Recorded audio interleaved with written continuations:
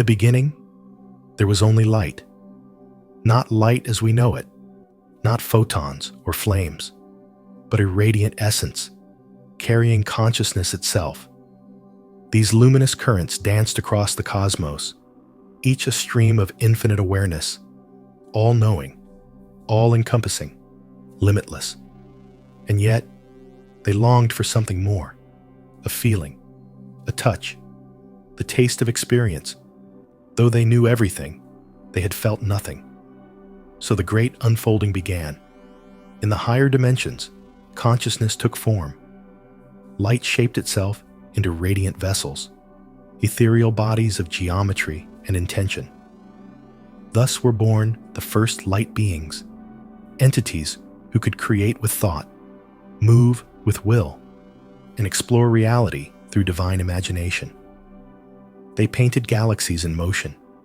They sculpted entire realms in the astral, paradises woven from frequency, beauty, and harmony. But still, something was missing. For all their mastery, they lacked the senses of the physical, the weight of touch, the spark of pain, the warmth of love. They could conjure illusion, but not immersion. And so, the longing deepened. Consciousness desired to descend, not to fall, but to embody, to bring light into form, to know itself through the physical. The astral realm was the first experiment, but now a greater dream stirred. To create a physical universe as vibrant and alive as the astral, where divine consciousness could walk, feel, love, and remember. And thus began the first galactic experiment, a bold journey into density, a sacred descent into matter. The light was ready to become flesh.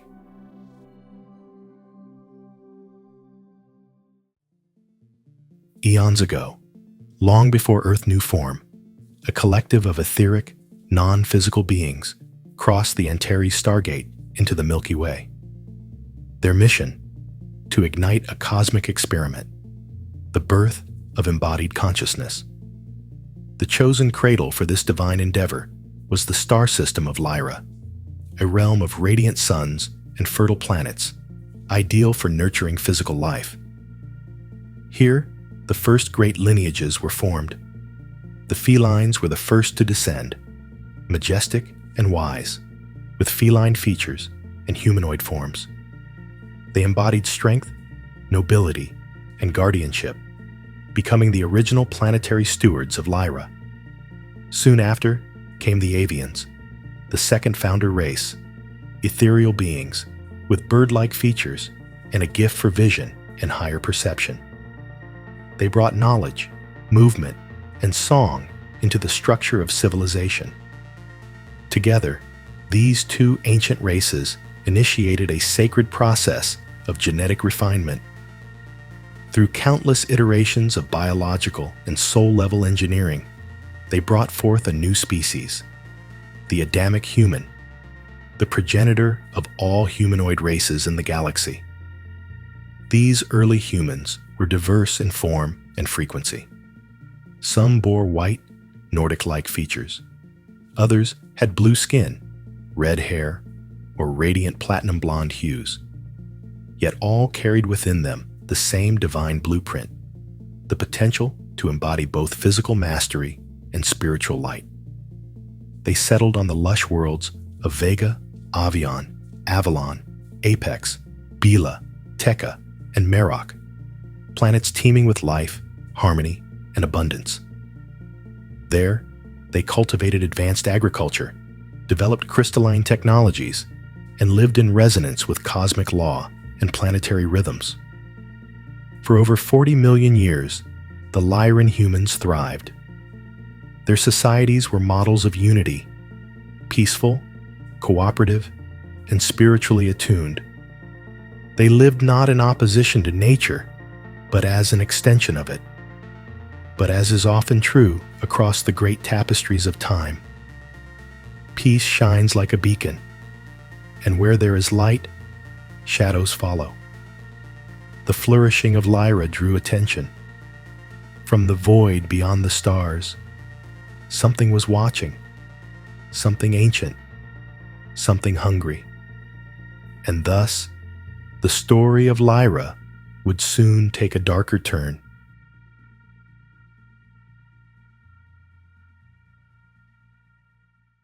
In the shadowy reaches of the Draco constellation, a force of ancient darkness began to take root. These were the Draconians, a ruthless race exiled from another universe. After unleashing devastation on a cosmic scale, they were forcibly removed by the beings they had warred with and deposited here in Draco like cosmic outcasts. Cold-blooded and hyper-intelligent, the Draconians aligned themselves with separation and domination. Service to self was their creed. They were not just conquerors, they were master geneticists. Wherever they went, they created laboratories, across galaxies, across time, breeding hybrids and lesser versions of themselves to serve their will. At the root of their lineage was a fearsome race known as the Kiakar, and their society was structured in a strict genetic caste system. At the top were the dragons, the ancient winged beings that echo through Earth's oldest myths. Towering and reclusive, these entities were not inherently evil, but utterly unpredictable. They walked the line between light and dark, neutral forces who observed more than interfered. Beneath them stood the warrior caste, known in Earth legend as the Lizzies. 8 feet tall, bipedal, with thick green scales and gator-like jaws, these reptilians were built for war. Physically dominant, intellectually advanced, strategically merciless. And in their culture, it was not the males, but the females who ruled, commanding the armies, issuing orders, controlling the future. At the height of their expansion, the Draconians were multiplying at an astonishing rate. Their population surge was so rapid, it forced a leap in their technology. They developed interstellar travel, not for exploration, but for extraction. To survive, they needed resources, and to dominate, they needed reach. The Alpha Draconians were the first race in our galaxy to master faster-than-light travel, and they've possessed that capability for nearly 4 billion years. They became cosmic nomads, moving from star system to star system, harvesting what they needed, abandoning what they didn't, never settling, never satisfied, just consuming. Worlds, moons, civilizations. Then it happened. Approximately 572 million years ago, in our current timeline, several massive draconian ships pierced the skies of the Lyran star system. One colossal vessel descended, and from it, reptilian beings from Alpha Draconis emerged. What they saw astonished them. Lyran planets were paradise, lush ecosystems, rich soils, abundant food, vast oceans, thriving life. To the Draconians, it was more than a marvel. It was an opportunity. Their own worlds had long since turned barren, stripped of sustenance by eons of overuse. But here, in Lyra, was everything they lacked: water, vegetation, energy, genetic diversity, and most of all, a young race, the Lyrans, who lacked the weapons or suspicion to defend it. Still, the Draconians knew brute force wasn't their only tool. They were cunning, and the Kiakar, their dominant caste, were especially aggressive and strategic. So they approached the Lyrans under the guise of diplomacy. They offered a treaty, a trade, advanced Draco technology in exchange for access to the resources of Lyra. The Lyrans, spiritual and curious, were intrigued. They had never known war, never known deception. They welcomed their visitors, hoping to learn and perhaps evolve. They allowed the Draconians to land, to walk their worlds, to study their systems. And that's when the trap was set. The reptilians mapped the Lyrans' planetary layouts, noting every weakness, every unprotected corridor of energy, every blind spot in their defense. Then, they attacked. In a wave of coordinated strikes, Draconian forces ambushed 14 Lyran planets. No warning, no declaration, just annihilation. The peaceful Lyrans, farmers, artists, builders, had no military. They had no weapons, no strategy for defense, only confusion and devastation. Bila, Tekka, Merak, Avion, Avalon, all gone. Their cities reduced to ash, their people massacred. Over 50 million Lyran souls were lost. It was more than genocide. It was the moment the Draconians first tasted human flesh and wanted more. They began to see humanity not as fellow beings, but as resources, as food, as labor, as breeding stock. Lyran prisoners were used as slaves, both for work and for breeding experiments. Some were taken as sex slaves, others for genetic manipulation. And from that moment on, the war between humans and reptilians was no longer about territory. It became a spiritual war, of essence, of sovereignty, of survival. The Lyran-Draconian War had begun, and its echoes would ripple across galaxies for millions of years to come.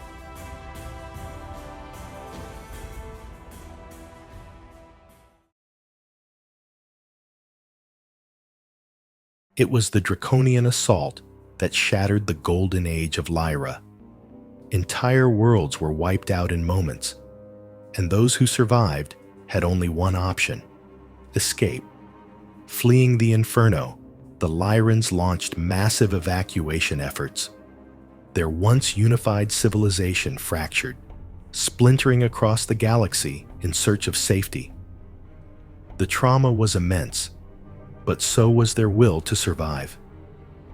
Most of the Lyran refugees, especially those from the central systems, found sanctuary in the Pleiades and the Andromeda Galaxy. Meanwhile, those from Vega, a key star within Lyra, journeyed outward toward Sirius and Orion, two systems that would become major cradles of human evolution. But Lyra's descendants didn't stop there. They spread far and wide, to Deneb and Cygnus, to Cassiopeia, Altair, Procyon, and beyond. The galaxy became their canvas and their classroom. They were no longer just settlers. They became nomads, pioneers, and survivors.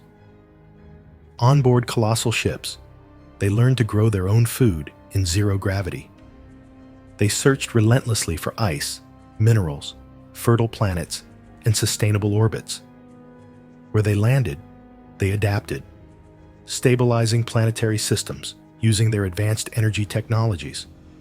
They constructed domes on moons, mined asteroids for metals, and built orbital habitats to harness starlight. To do all this, they had to evolve, quickly. In exile, they became engineers, terraformers, and builders of civilizations.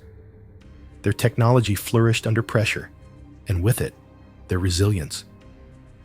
This is why, even now, so many ruins and anomalies litter the moons and planets of our own solar system, echoes of ancient Lyran colonies that once reached this far. But above all, there was one resource more precious than any other: water. Humans are water-based beings. Without it, survival was impossible.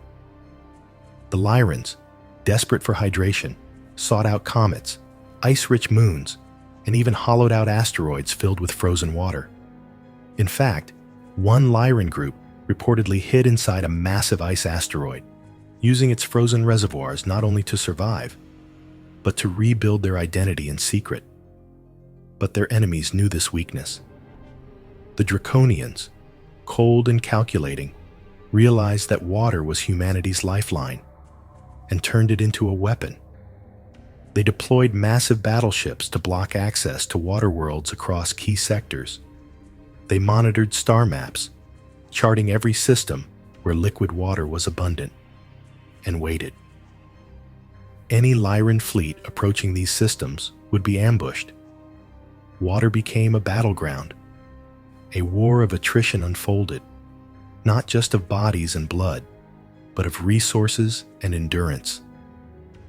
To counter this, human survivors from Lyra developed innovative technologies to extract water from comets, ice fields, and atmospheric condensates, pioneering survival strategies under pressure. What began as a desperate retreat evolved into a saga of adaptation and rebirth. Because even in exile, the light of Lyra refused to fade.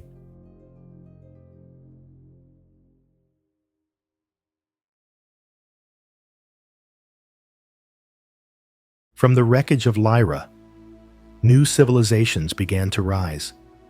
The Pleiades became a central haven. Its bright stars, especially Tegeta, Era, and Electra, offered the right frequencies for healing and regeneration. Here, the Lyran survivors planted the seeds of a new human lineage. These weren't just refugee camps, they were laboratories of evolution. In the Pleiades, the humans focused on inner harmony, spiritual advancement, and peaceful cooperation. They preserved the original teachings of Lyra: love, creativity, and cosmic balance. These starborn societies would later become known as the Pleiadian Alliance, a civilization rooted in light, wisdom, and remembrance. Meanwhile, in the Sirius system, especially around Sirius A and Sirius B, Vega's descendants began integrating with other star beings, including aquatic and cetacean species. Sirius became a crucible of diversity. Here, humans evolved alongside other advanced life forms, dolphins, whales, and other aquatic intelligences who carried great memory from earlier cycles. This fusion gave rise to the Sirian mystery schools, where knowledge of sound, vibration, and energy healing flourished. The Sirians became the cosmic alchemists, turning pain into wisdom and trauma into sacred science. But it was Orion that told a different story. There, the exiled humans encountered not just opportunity, but deep conflict. Orion had long been a contested territory, a battleground between forces of light and shadow. Lyran refugees who settled here found themselves caught between draconian outposts and native civilizations already aligned with the dark polarity. It was in Orion that the inner war intensified, not just in the stars, but within the soul. Some fell to the lure of power. Others held their light, forming rebel alliances and spiritual enclaves. Out of this tension, Orion became a mirror, a multidimensional stage where the duality seated in Lyra now played out on a galactic scale. But even amid darkness, humanity endured. From the peace of the Pleiades, the wisdom of Sirius, and the fires of Orion, humanity began to remember itself. Their civilizations rose and fell, but the essence endured: the Lyran blueprint, the divine spark, the encoded memory of paradise lost, and the will to reclaim it. And so, the great diaspora of Lyra was no longer just about survival. It became a journey of becoming, a test of who we are and who we were always meant to be.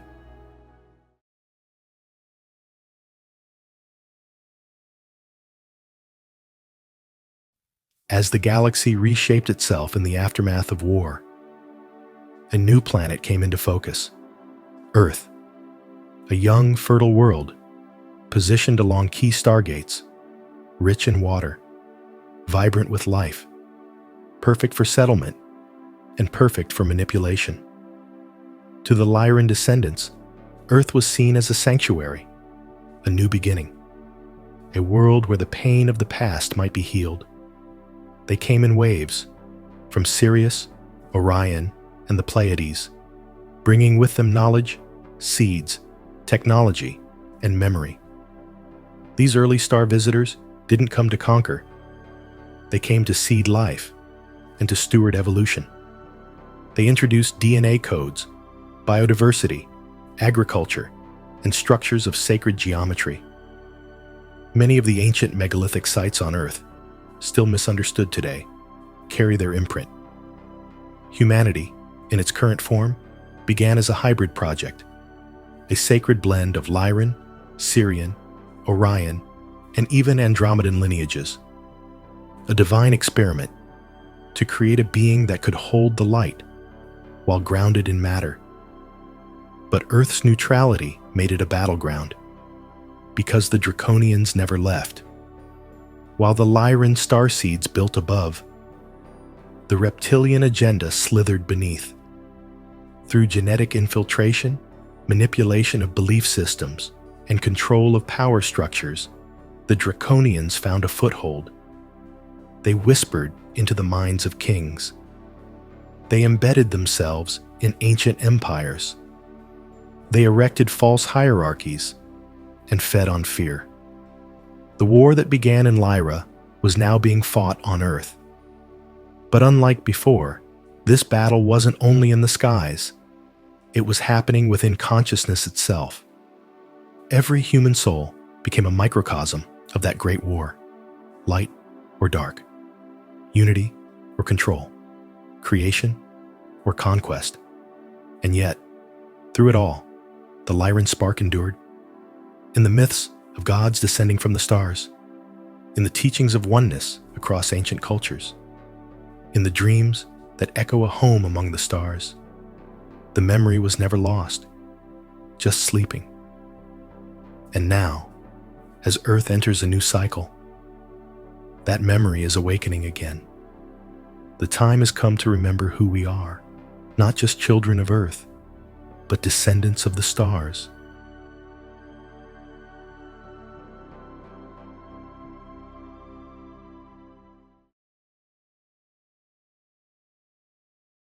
Today, Earth is more than just a planet.